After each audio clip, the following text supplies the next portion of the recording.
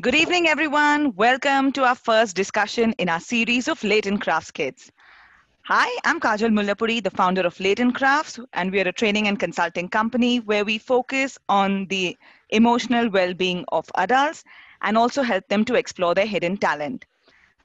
Most of the work that we do is with the corporate organizations. However, in recent times, we've also moved into the space of emotional well being for children. Let me give you a background to the purpose of this series. The purpose of this series, Latent Craft Kids, is to connect you to experts across various fields who will share their wisdom and explain what your role as parents should be. And at the end of this series, you'll also have some practical tips and takeaways and some thoughts that you'd have in terms of what you can do differently as a parent. For the first discussion today, I'd like to give a warm welcome to Richa Das. Richa is a licensed clinical hypnotherapist, a Reiki grandmaster, and an Akashic records holder. She's an ex-investment banker with 15 years of experience in the corporate world. And the interesting part about Richa is that while climbing the corporate ladder, she strongly felt that there's a need for her to fulfill her life purpose in the area of healing. She specialized in the space of inner child work, past life regression, and being a Reiki grandmaster. She firmly believes on this paradigm from Pierre Desjardins, where she says, we are not human beings having a spiritual experience, but we're spiritual beings having a human experience. In today's discussion, Richa is going to explain the importance of Reiki and Akashic healing for children. And we'll also focus on children with learning disabilities or those at a disadvantage. And most importantly, she'll talk to us about what the mindset of parents should be when we want to support the children on this beautiful journey. Welcome, Richa. A warm welcome to you today. Thank you so much, Kajal. You're very warm, very generous, and of course, a very loving being. So thank you. Thank you for inviting me, and thank you for making me the first one in your series. And I hope it goes a very, very long way in helping many, not just parents or children, but all who are connected with him. May it work for the highest good of everyone. That would be my wish. So yes, lovingly, very lovingly, you talked to me about Reiki. Today itself, I was talking to someone about Reiki being a mother energy. For me, Reiki is a mother energy. I have been with Reiki for 27 plus years. I have my own healing stories, which I talk about it. I healed of asthma, chronic childhood asthma with Reiki at the age of 18. So I realized that this has the power of healing. So let me take a step back there and understand what is Reiki all about. Reiki in itself is actually the universal life force energy, which we can conduct through the energy systems in our body or the chakras in our body. And we'll talk about chakras in some more time. And basically redirect that energy to a person or to ourselves. That is what Reiki is all about. I know you've had your own personal experience with Reiki. So that is where Reiki is.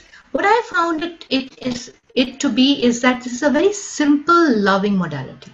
And it's something which anyone can learn. You don't even need to have an educational degree to learn it, Someone who's not even educated can learn it. I have some students, who are not educated, but very lovingly asked me for this healing modality. And yes, I have taught them in their own way.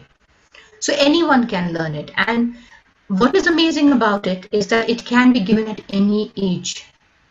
Specifically for children, even at a womb level, when they are inside a mother, it can be given. My own journey with Reiki has been that. When I became pregnant with my son, from the day I knew of the pregnancy, I used to give myself Reiki. And I, of course, enjoyed a completely beautiful, smooth pregnancy. My son then went on to have a very healthy life after that. So what I attributed to Reiki. Reiki is my first port of call. If something happens, I would go to Reiki. Specifically for young children. See, very young children cannot respond to a lot of directions. And they cannot all the time be, taken in a specific way.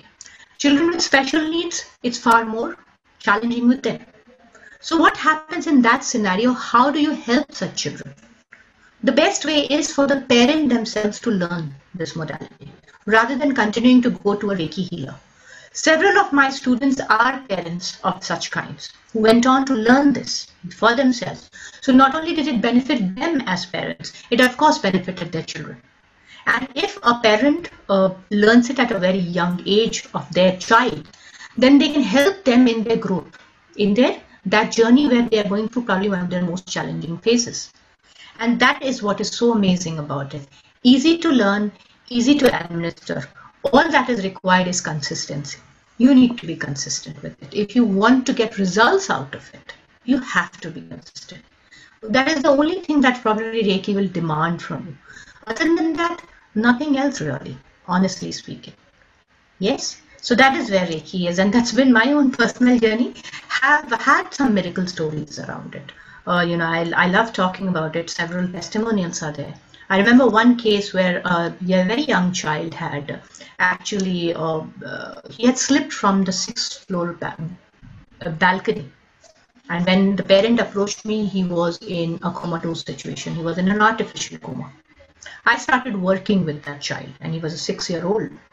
And in a period of 2.5 months, not only did he come out of coma, he walked out of the hospital. And at that time had speech issues because his brain had got a hit because of the fall. In another 3 months' time, he completely recovered. So his dad often shares those videos with me of him playing and talking because he knows how happy that makes me. So his story is a Reiki miracle. Of course, the medical doctors helped. Of course, all of that was there. But what accelerated his healing, and this is a very severe case that I'm talking about, was Reiki. The brilliant thing was the parents believed in it. Both the mother and father believed in it. So they helped me with that. They helped me in taking it forward. So that is the bit about Reiki. Would you like me to also talk about Akashic here itself? What's your view, Kajal? So we'll definitely deep dive into Akashic in just a bit. And that was a very interesting experience because what you shared with us right now is nothing short of a miracle. At the age of 6, for the child to be able to walk out after 2.5 months with so many things. So I'm sure that must have been a journey by itself. Yes. And what you interestingly spoke about is also the belief that parents had, the trust they had, the belief that they had in you. And I can so resonate with this as a parent as well, because personally, I've been through a journey of Reiki where one of my sons has a learning disability. And because I've been working and I've been doing Reiki with him since the last over a year, almost a year and a half now, I've seen a change in his eye contact, his speech, his attention, his concentration. And most importantly, today he's at a stage where he's also started asking a lot more questions. I can see a change in the logical thinking, in the way his mindset works. And I know Reiki's played a huge role to do this. Of course. And your consistency and your hard work and your beliefs. So as a parent, you've been a partner in that journey, Kajal, haven't you been? You could have continued coming to me or to any other Reiki healer and continued that. But that's a very externally driven journey, where the other Reiki healer can only give you as much time as he or she can, isn't it? But when you decided at that juncture in your life that I want to learn it myself and I want to learn it for my son, it was such a valuable investment, not just for him, but also for you. Hasn't that given you back something as a human being in your own spiritual journey as well, isn't it? Absolutely. And the key word, like you rightly said, is consistency. Because a lot of times we pick it up because we see a value, but then if you're not consistent as a parent, you won't really see the results at the end of the day. Absolutely. So any lasting change requires consistency. Let's please understand, here we are working with no medicines as such. It's been widely talked about that the medicine of the future is energy medicine. And the whole medical fraternity, even if we don't talk about the very conventional one, but the ones that are looking forward, are all talking about energy. Because we know, specifically quantum physics very clearly defines that we are all bundles of energy. And that is what Reiki is all about, energy healing. So when we start to understand this energy and work with it, that is when we start to gain by it. That's what has been my own personal journey with Reiki in the last 27 years, understanding it. Today, as I told you, she's a mother energy. I am one of the only few who has personalized it. She's a very personal energy for me.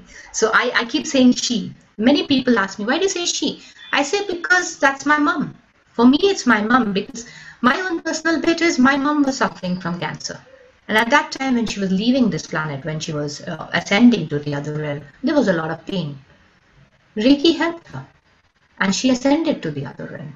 So my personal experience with Reiki has been nothing short of a very grateful place is where it left me, because my mom could leave without pain. And I was only in a very deep state of gratitude. Of course, there was grief in her going. But what I realized was my mom could leave, So that is where I realized the miracles that Reiki can wreak in our lives. If we continue to work with it. I don't even say faith. I simply say have an open mind towards it. As long as we have openness towards it, and as long as we have consistency, for sure this energy works. For sure.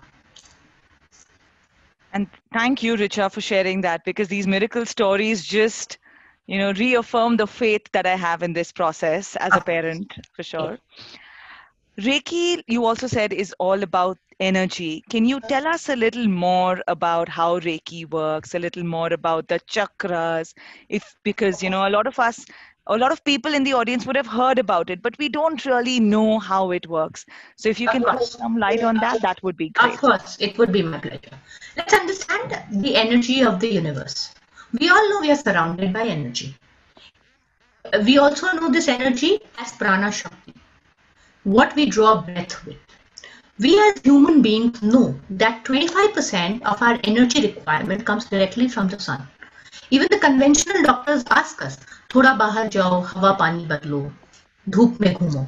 Okay, why is that a requirement? That is the reason for that is an essential supplier of energy for us, prana shakti, which we are drawing in through our breath. What happens when we get attuned to Reiki energy? The same prana shakti then can flow through our energy vortexes or chakras at a much higher percentage. So let's understand these energy vortexes a little bit. Throughout our body, there are several of these, for want of a better word, energy whirlpools throughout our body. Our hands have them, our soles of our feet have them, but we have these 7 major ones that run across our spinal column. The first one is called the crown chakra, which is right on top of our head, somewhere like here. I'm sorry, my hand cannot be seen. But beyond that is the third eye, or this one. In Hinduism, we all have a tika that we put here. That is actually to honor the third eye chakra. Then we have the throat chakra, the heart chakra, which is located at the center of your chest and not where your heart is located. The 5th chakra is the solar plexus one, which is just below the rib cage.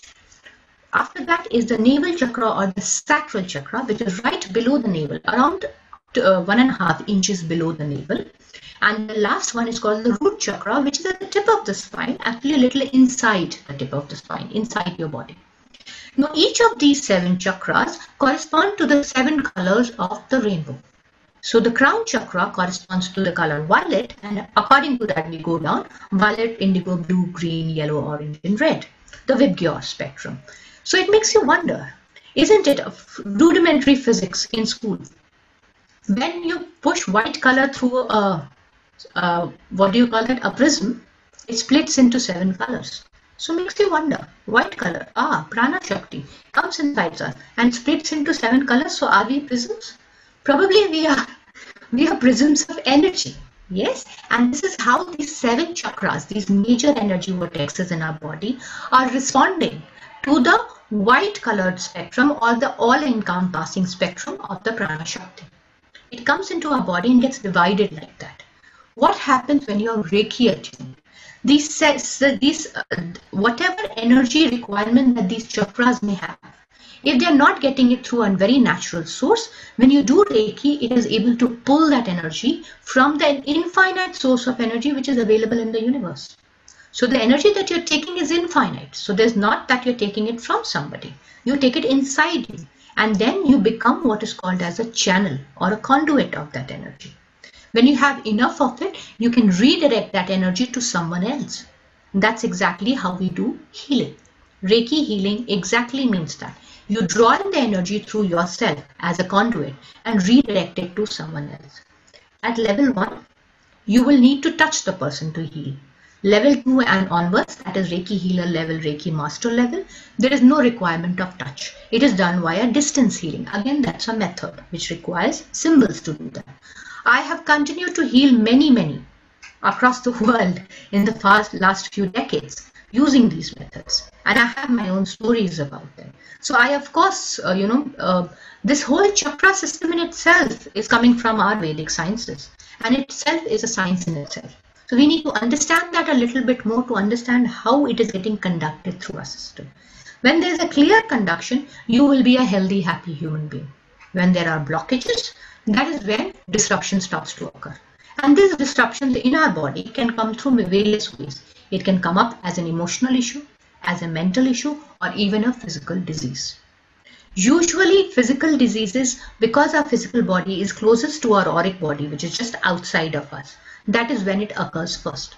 But it can also equally affect our other bodies, which is our emotional body and mental body, which is just outside of these bodies. So that is how Reiki works. When you start to heal your auric body, that's the body on which Reiki works, the energy body, it starts to affect every part of you, every layer of you. The physical layer, the energy layer, the emotional, mental, and the spiritual layer. The 5 bodies, or the Panchmaya Kosha, which every human being is made up of.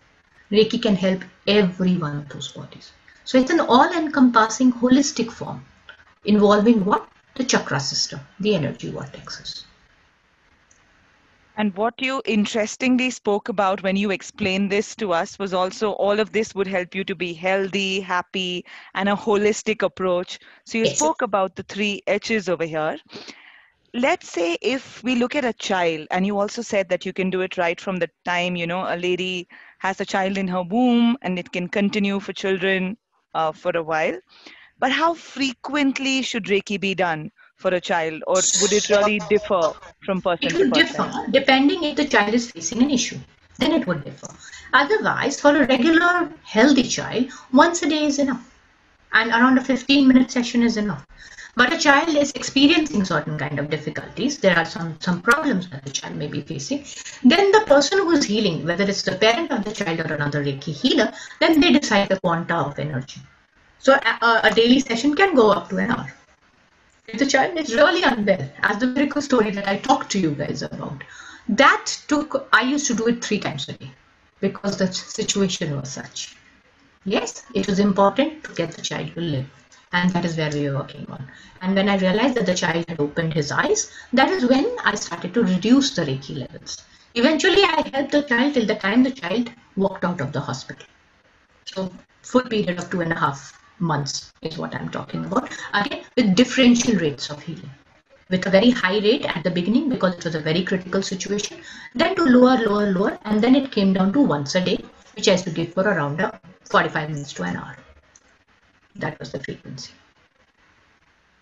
Wow. When I'm just thinking about it, the kind of dedication it takes, from thrice a day to the improvement to once a day. So yes, commendable. Thank you. Thanks, Richa, again for sharing that with us.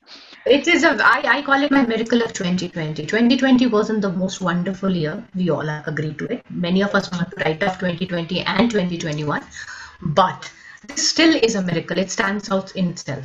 It's a beautiful story, isn't it? And that boy is such a sweetheart. So he has a very special place in my heart, of course. I'm sure. I mean, a special place in your heart, blessings, parents, the journey together, all of you all. Of course, it's been beautiful. Richa, you also spoke about Akashic healing. You just touched upon that at the start. And then we said we'll take a look at it once we've understood Reiki and, in terms of how Reiki really works. So Sure. Can you throw some light on what is Akashic healing? Sure, absolutely. So Akasha or the Akashic healing is actually healing in the Akashic records. Let's take a step back and understand what are the Akashic records. Akashic records is said to be the compendium of every thought, every experience, every action that you have ever taken in any lifetime. Everything is recorded in this energy realm. In Hinduism, we understand it a little differently. In Hinduism, we have known these to be as forms of astrology. In the North India, it is called Bhrigu Samhita, and in the South India, it's called Nadi astrology. Now, these are actual scriptures which were written down by the Saptarishis, Muni Bhrigu and Muni Agatya in this case, who actually wrote these down on treaties as scriptures and left them on earth before they ascended to heavens. What we talk about in Akashic healing is a direct channeling from that energy realm where these records are contained. So your question would be, how does it help to heal? What has happened has happened. How do we heal it? Yes, so let's look at it a little. We are talking about the subject of children and difficulties and things like that. So keeping it there, speaking of it in that relevance, when a parent of a challenged child reaches you, they're of course very challenged. First of all, they're grappling to accept that such a situation is there, and there's so much for them to do. True. A parent like that can seek Akashic healing to first understand what is the reason it is happening, and what is the reason that their child is so challenged, and what are the challenges the child is supposed to face. So as a parent, how is it that they can be better equipped to manage that situation? Because that situation will not change overnight. It's a long-term journey. So for a parent to be equipped with one of the most essential tools of living a life, acceptance, Akashic healing really helps. Wherein the parent can understand what is the reason the child has had such a life or such a birth, and how is it that they as a parent have contributed to it.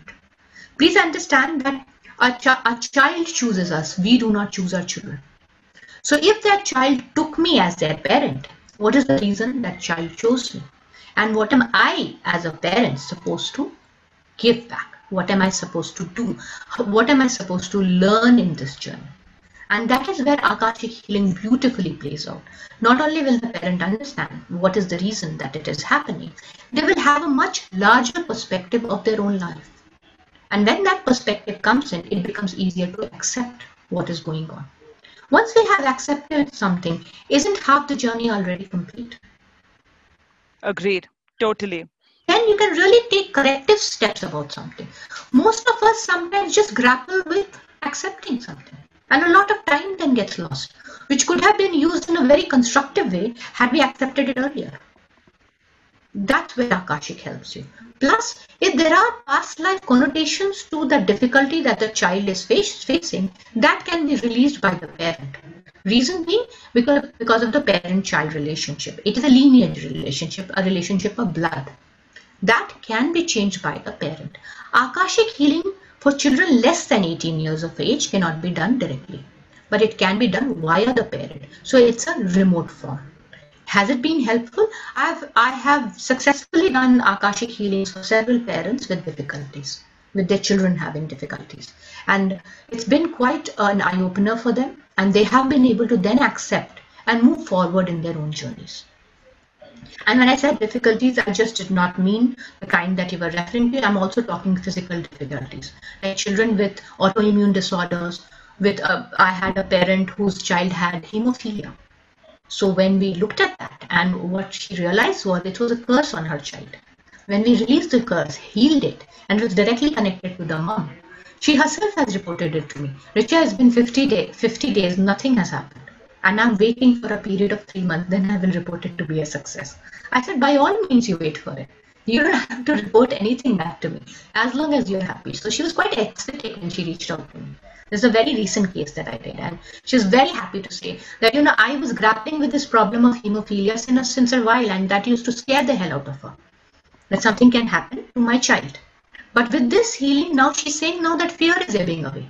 Now I am getting so as a result of which she was a stay-at-home mom. She was not ready to leave her child, even though her child is now grown up. He's around a 9-year-old.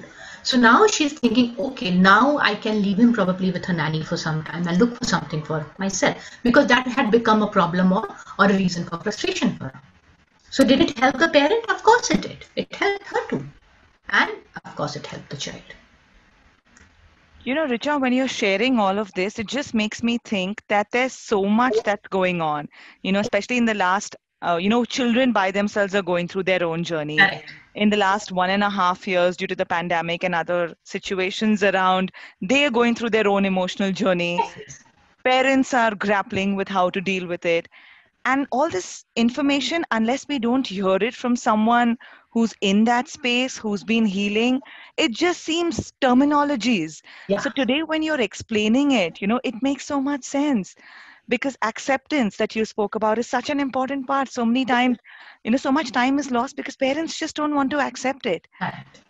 And yet there's a way in which they can do that, which, now when you're sharing it gives me so clarity and makes me think, hey, there's so many people who could benefit from something like Of Akashik. course. Yes, of course. And it's a very beautiful, comprehensive journey. See, please understand, Akashic and Reiki work hand in hand. Reiki can be done inside Akashic. It makes it far more powerful. So what happens then, it becomes to give the person who has approached you with a very holistic package as to what all that they can look at it and what all is it that they can do with it. Yes, so that is where I love these modalities so much.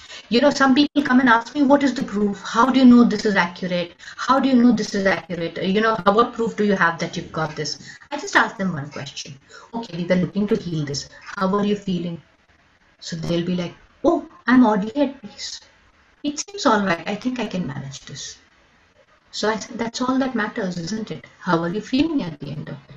If today you are equipped to manage your problem, if you're equipped to manage the challenge that is in front of you, isn't that journey done to a very large extent? After that, it is execution of a few steps, isn't it? So that is where these kind of modalities really, really help, and they go hand in hand. So an Akashic healing can follow, after which Reiki healing can follow for a few days to come. Yes, and please understand that each of these modalities can be learned by any individual. It does not require any special intuitive capabilities for people even to do Akashic. I have, been asked this question again and again and again, and they ask me, do you really think it is this simple? So my answer is, I am saying it is simple. I never claimed it to be easy.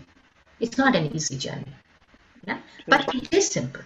It is a simple journey. It is a set of steps. If you continue to do them consistently, obviously you'll get results.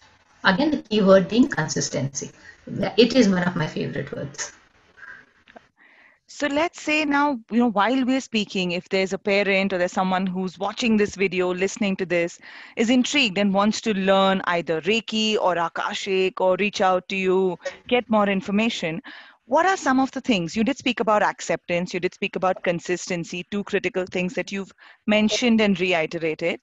But what are some of the other things a parent should keep in mind? Let's say if they decide to learn this, because then it also means application of this. Correct. But besides, consistency that they need to focus on, what are some of the other things that a parent must keep in mind after they learn this? Another thing is time commitment, which is again a offshoot of consistency. We may be consistent, but if we don't decide to commit to a certain time in the future, then that will really will hamper your journey ahead. So you need to be understanding that this will require me to spend time on it. Again, one bit of this. The other thing is trusting yourself in that journey. At the beginning, you may or may not get a lot of results, but not giving up on it. Not saying, oh, I can't do this.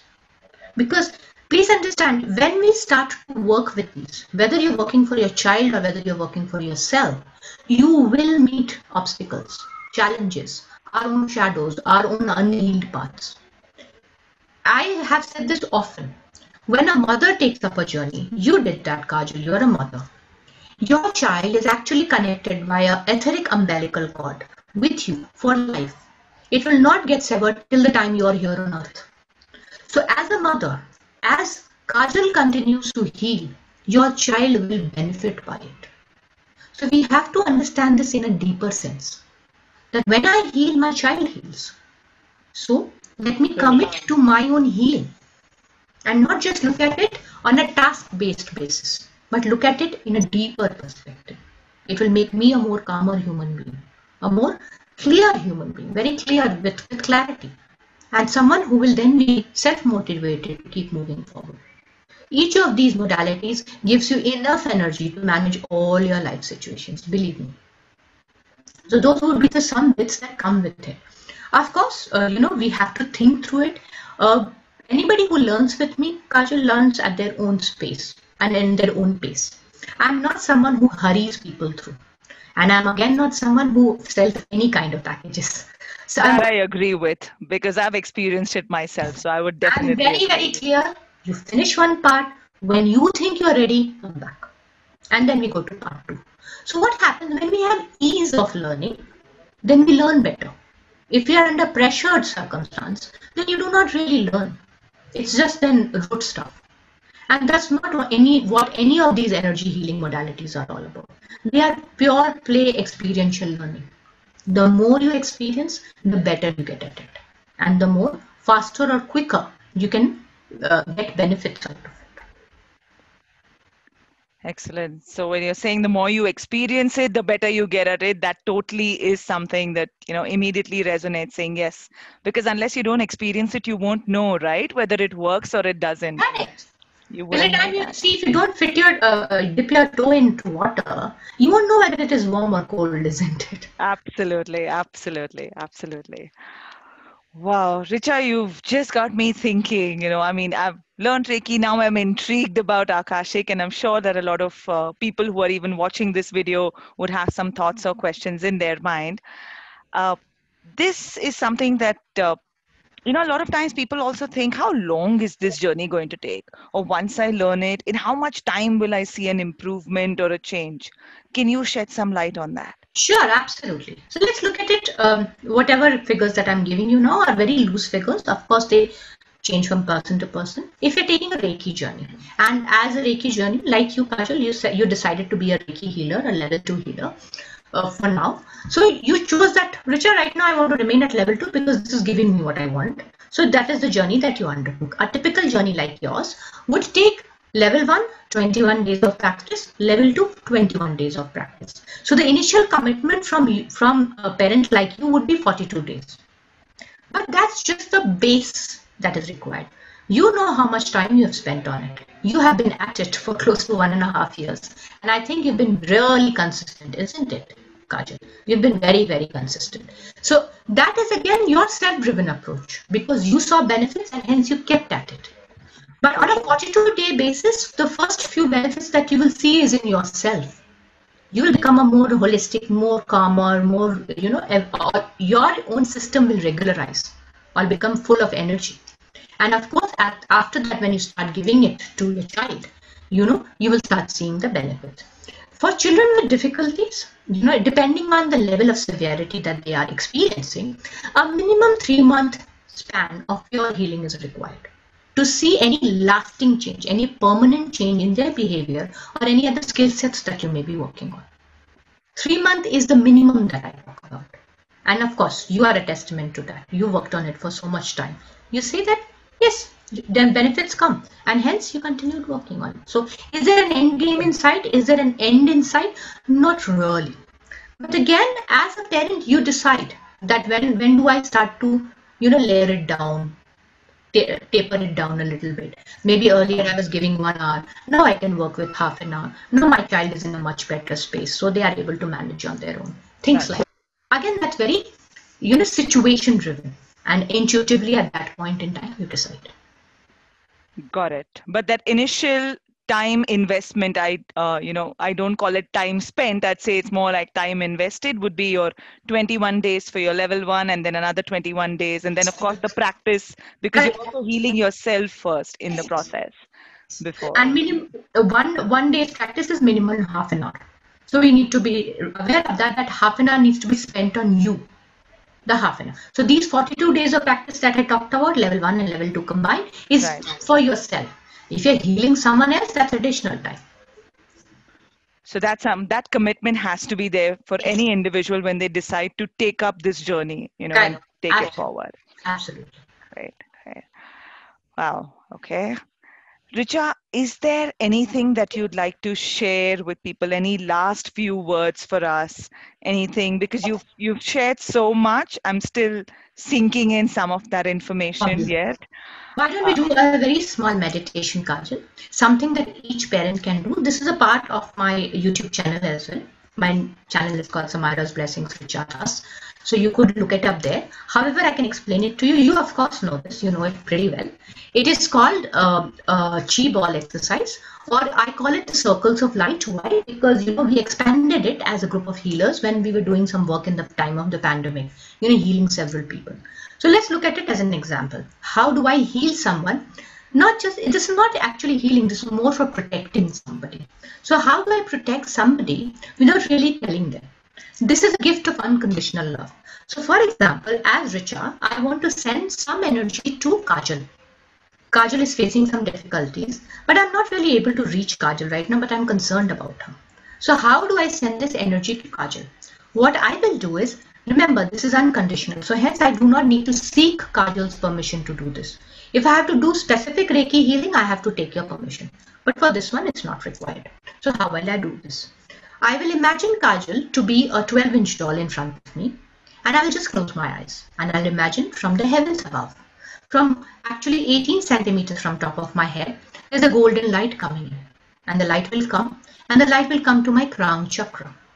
And through my spinal column, through all my 7 chakra system, it will go out from the soles of my feet and will ground me to Mother Earth, to her very loving core. And from her, then I will again gather that energy back through the soles of my feet, through my chakra system, that is through downwards, upwards. So it is root chakra, sacral chakra, solar plexus, heart, throat, and this energy will gather at the back of my skull. The back of my skull is the other side of the third eye chakra.